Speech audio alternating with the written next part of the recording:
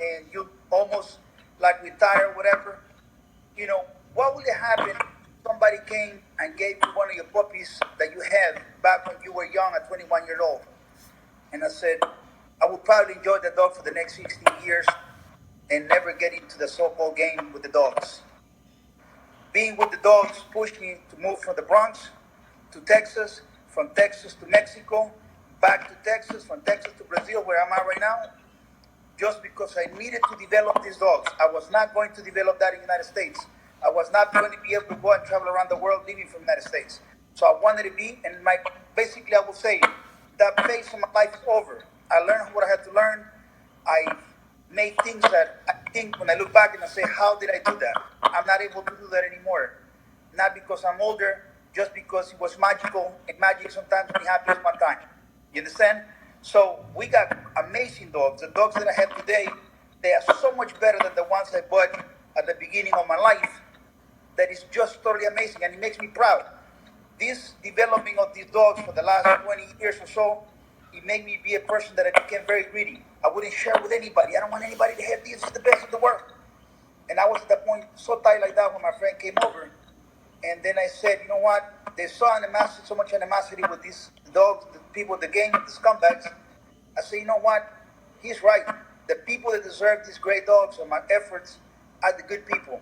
The people that are just like me, just the way you look. A guy with the suit and tie, just like I was with the picture with Mayday, the daughter of Mayday, smiling with my Rolex at 21-year-old, and I have this puppy from Mayday, and I'm full of success. I want that kid. I want the young 21, 23 years old to have this product because I'll make his life so much better. He'll have the best friend he ever had. He'll have the experience, the mystic, the heritage, everything that I worked hard all my life. It'll be in his hands now, and he can be great with this. And I recently discovered how amazing it is to make someone happy with what I bred. Everything was in my hands. Nothing was leaking out of it. The little bit, the little crumbs that fell off my table, people that grabbed them and went with them, they became famous. And I said, I don't want breeders to get my dogs because breeders destroy just about every dog. I said, I want the very best men to have my dogs and enjoy it. Don't get me wrong, there's a lot of good people that have dogs and many good dogs that I respect, and shout out to them, they know me. And I got friends that got my dogs. I got a friend of mine that's got about 45 dogs. And I want those men to have them. I want those men to enjoy them. I want to be able to please their lives and make them happy with everything that I develop. So genetics does play a very strong part of it. Of course it does. You can't overcome genetics. The baddest kid in the world that belongs to Chico Lopez, the man that travel around the world with 3, 4, 5, 6, 7, 8, 12 dogs at one time, that can win sometimes, but can never have consistency if I don't have genetics. So since I had to make my own blueprint, I had to make all the mistakes. And trust me, I did make a lot of mistakes. But when I learned how to not make those mistakes, I became a master of not losing and not failing.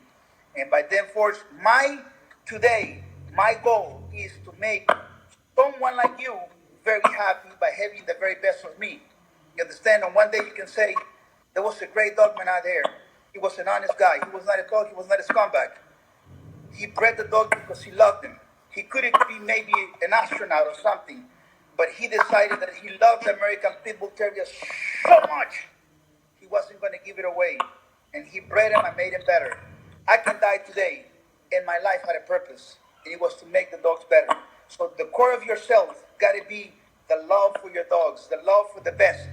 And by having that love for the best, you develop a resentment to the ones that are not good. You can't have that. You understand? And you have to be honest. The people that have the best German Shepherds, they can't have much feeling for the ones that are not good. You can only love the great ones. When you develop this love for the great ones, you continue plowing for those great ones. You see what I'm saying? Yes. And then you learn something that is important, that the greatest dogs got to get to the hands of the best people possible. Jesus, that's so important that you find this great person that can actually connect with that dog. Someone that loves courage, someone that loves tenacity, someone that, it'll be a generation of people. It typically is going to be most of the time conservative people that have conservative values.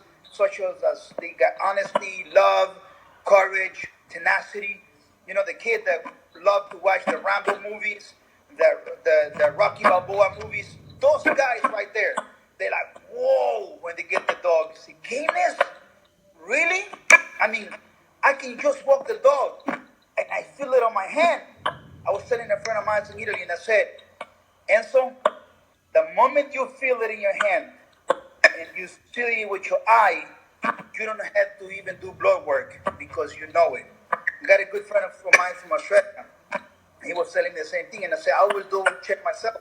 So I do the blood work just to double check myself.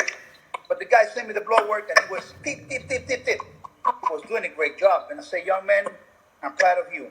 You're going in the right direction. I want to double check on your eye.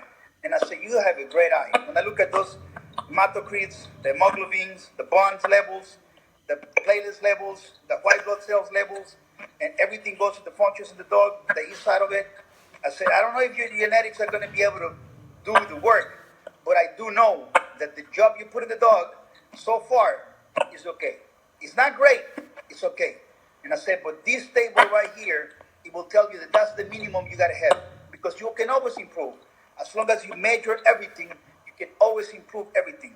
What I had done, it could be improved, obviously. You'll need a guy that has the same passion or more passion, that's willing to sacrifice his life and make it better. Everything could be improved as long as you measure that process and as long as you measure that performance, you can improve it. But the hardest part to develop with the dogs in genetics is going to be one single word. It's going to be called consistency. Anyone can have a one-hit wonder, but the consistency, boy, that's a killer. That's the one that kills people. So when it comes to dogs, whether it's a Beagle or a German Shepherd or an American Pit Bull Terrier, we must remember one thing, that all dogs are going through a controlled evolution process. And that controlled evolution process is made by those men, those dogmen, the real dogmen. Like myself, I didn't consider myself a dogman until I had 2 break champions and 5 champions. Before that, I was a fancier that loved the dogs. It was funny. I said, there's some guys there that call themselves dogmen. They got a couple of pit bulls, they got a treadmill, they got a funny logo, they call themselves a kennel or whatever. And they say, oh, I'm a dogman. Well, they introduce themselves, I'm a dogman.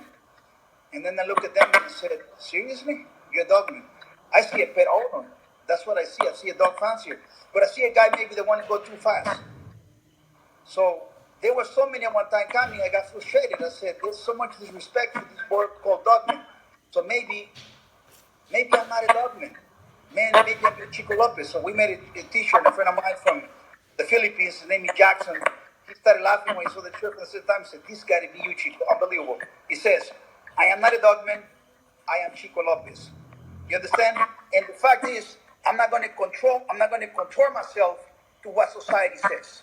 I'm going to make what's right for the dog. Always. The dogs come first. You come second. However, the day you as the great dogman stop existing, that's the day, the beginning of the ending of the dogs. A great man in the past said, you can breed a pit bull to a German Shepherd and breed that Shepherd back to that half Shepherd and continue doing that in 2 generations, you lost the pit bull. Well, it kind of works the other way as well when it comes to, I was just talking to Richard Stratton last night actually. We talked to Richard Stratton for a little bit and we talked about this old saying from old timers that says, good dogs are where you found them. And that came from Bill Rushings. And, good dogs are where you found them because he found 35, which was a great dog. And, it's good. Sometimes you do find great dogs. Just happened with me, Bruno Boy. But there's a point when you come as a dogman, as a complete dogman, when you're a breeder and you take care of your dogs and you know how to do the maintenance and so on and so forth, that, being lucky is not enough. You really have to be a creator, not just a breeder. So you create something, but you got to do it because you have really hardcore standards that are tattooing your heart. You see what I'm saying? And those standards right there are the core and the backbone of your life. That's the light that walk you on through the night. That is what makes you and separate you from the rest of the other guys.